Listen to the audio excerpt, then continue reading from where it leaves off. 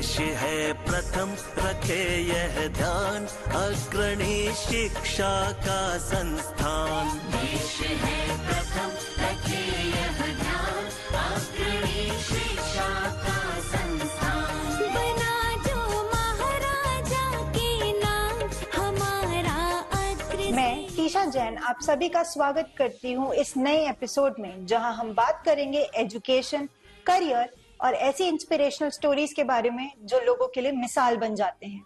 इस बातचीत को बढ़ाने के लिए हमारे साथ जुड़े हैं मेट्स के founder and chief advisor Shri Nand Kishore Garg ji. हम बहुत बहुत स्वागत करते हैं नंद किशोर गर्ग जी का। स्वागत है सर आपका। नमस्कार सर, हम आपसे ये जानना चाहेंगे, जैसे मेट्स के कई छात्र देश विदेश में अपना परचम लहरा रहे हैं, तो आप क्या कहना चाहेंगे कि मेट्स में ऐसी कौन सी विचार धारणाएं हैं जो बच्चों में डाली जाती हैं जो उनको आगे जाके प्रोत्साहित करती हैं?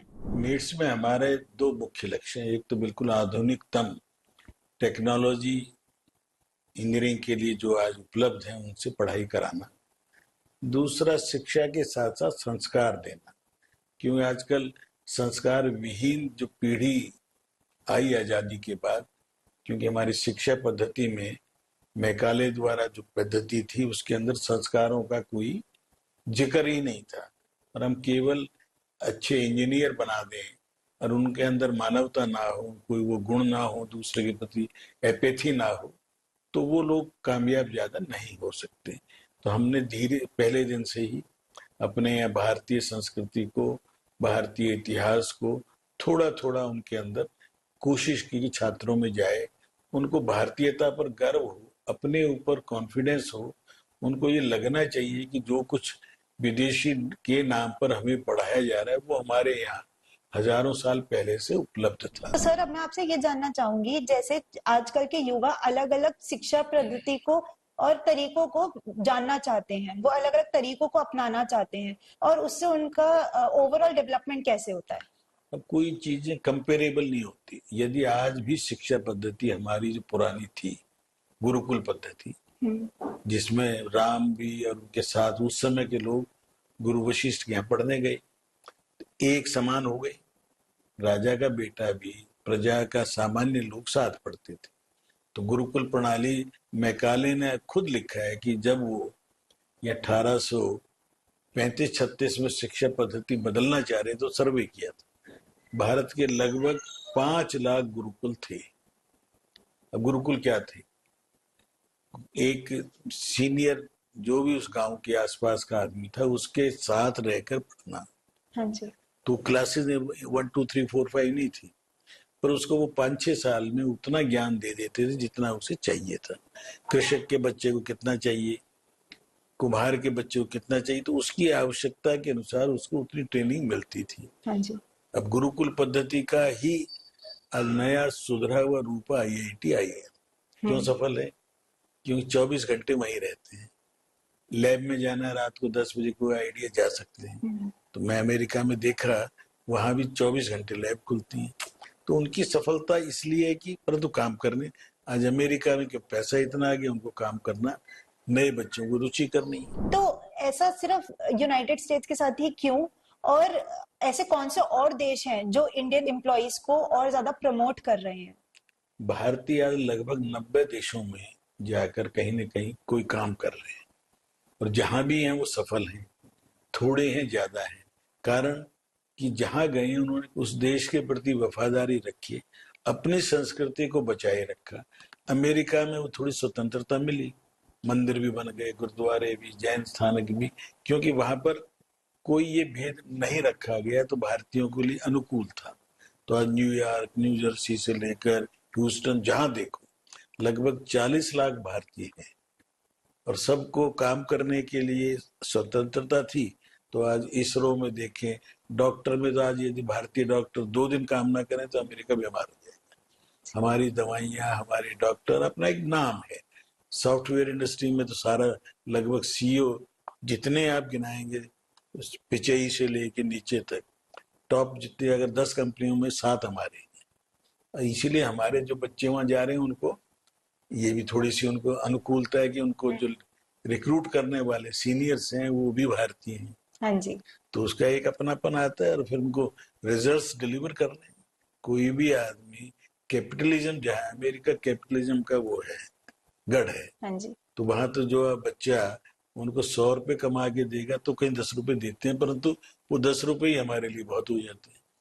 तो सर अभी जैसे आपने हमें बताया कि जैसे हमने यूएस की बात करी कि यूएस में बहुत बच्चे जा रहे हैं और कैपिटलिज्म हब है, लेकिन अभी हमने जैसे देखा कि मिस्टर पुतिन इंडिया में आए थे, उनकी विजिट हुई थी, तो उन्होंने भी कहा कि उनको इंडियन मैन पावर की जरूरत है रूस में।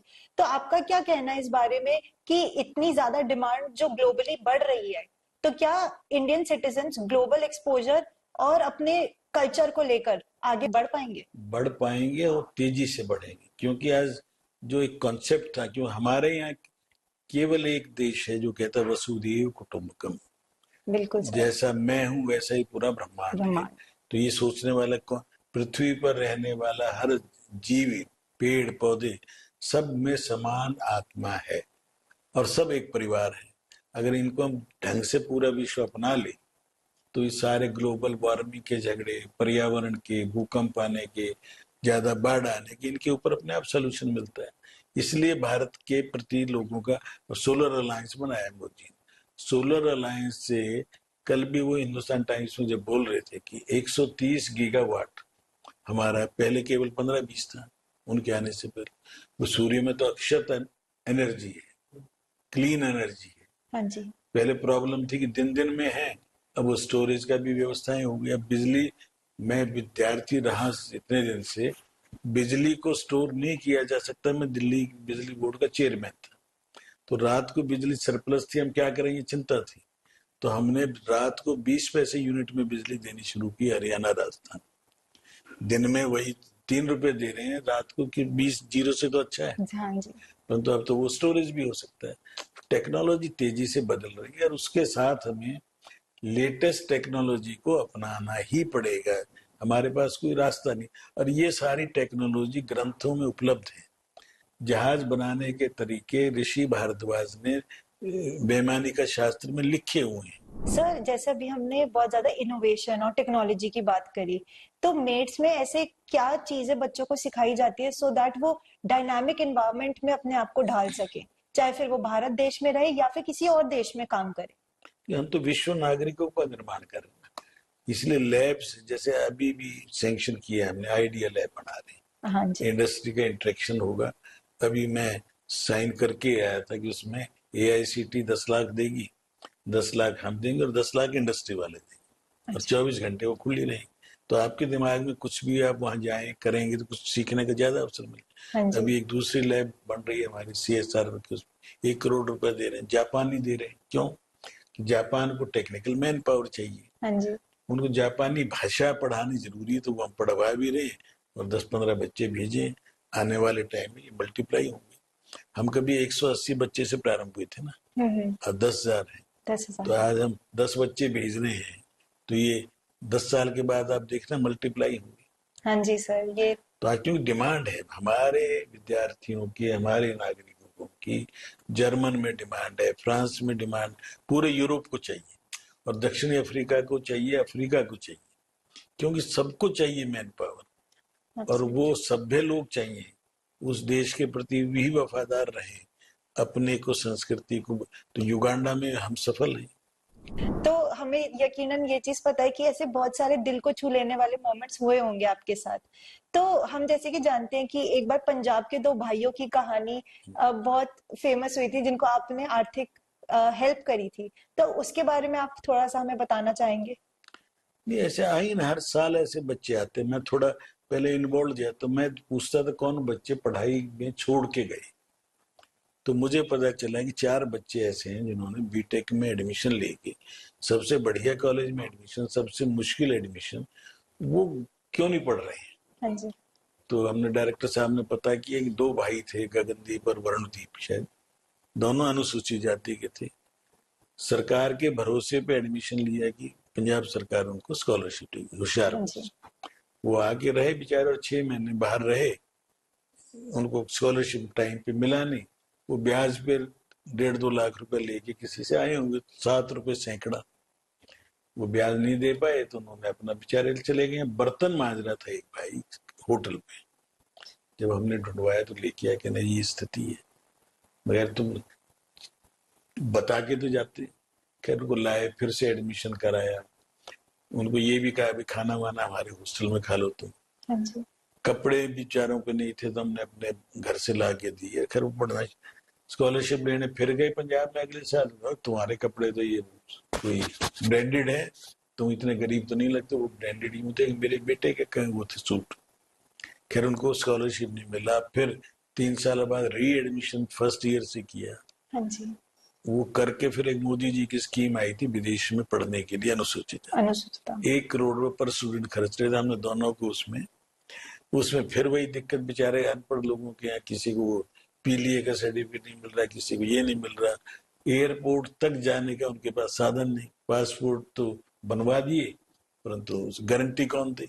हाँ जी। वापिस आ जाएंगे। हाँ जी। खैर हमने सब कुछ किया। वो दोनों बच्चे अमेरिका से एमटेक करके, एक को पिछले हफ्ते फोन आ गया था उनको कौन सा H1 वीजा लग गया, दूसरे का भी लग गया और एमटेक करके वहीं एम्प्लॉयमेंट मिल गई। सर ये सुन के हमें बहुत खुशी हुई और आप कैसे मेट्स के लोगों को एक परिवार की तरह जोड़कर रखते हैं।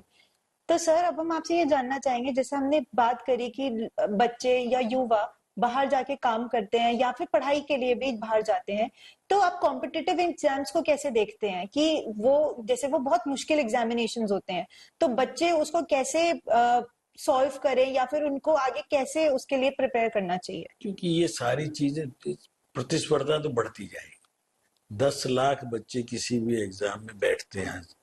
JEE के लिए बैठना हो, नीट के लिए हो और IAS के लिए UPSC जब लेती है तो 10 लाख शुरू में होते हैं। हाँ जी सर। घटते घटते वो आगे इंटरव्यू स्टेज आते आते 10,000 है, फिर 800 लेने।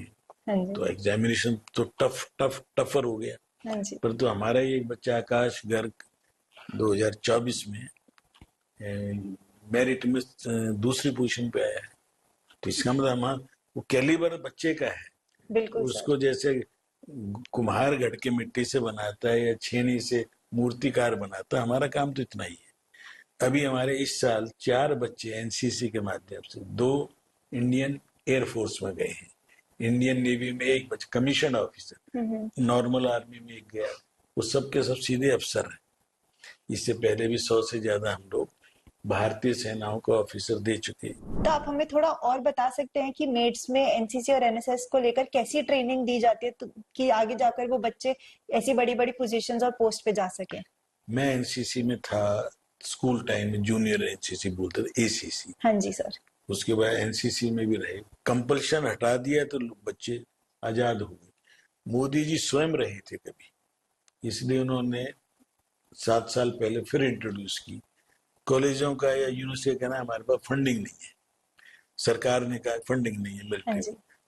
तो जो खुद अपनी फंडिंग कर सकते हैं, तो हमने अपनी फंडिंग से पहले बॉयज का शुरू किया, फिर गर्ल्स का शुरू किया। अपने टीचर ही आज मेरे कमीशन अफसर बन गए। 2 मेरी पढ़ाने वाली बहनें हैं, समझे 2 भाई।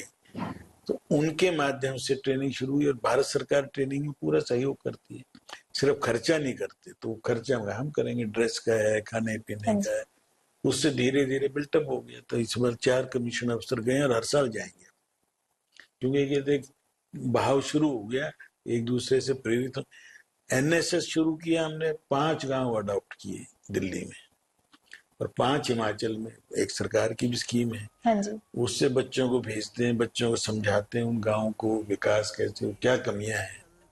फिर हम भी कुछ देना सीखें, उसके लिए हमारे अपना घर आश्रम चला रहे हैं दिल्ली में। सर आज की बातचीत बहुत ज्यादा प्रेरणादायक रही। आपका विजन, एक्सपीरियंस और एक्सपोजर सुन के हम बहुत ज्यादा प्रोत्साहित हुए हैं। तो आज की इस बातचीत को यही समाप्त करते हैं और मिलते हैं आप सभी से एक नए एपिसोड में। धन्यवाद। आपके प्रश्न भी बहुत अच्छे थे, जिसके कारण से कुछ बता पाए। धन्यवाद सर।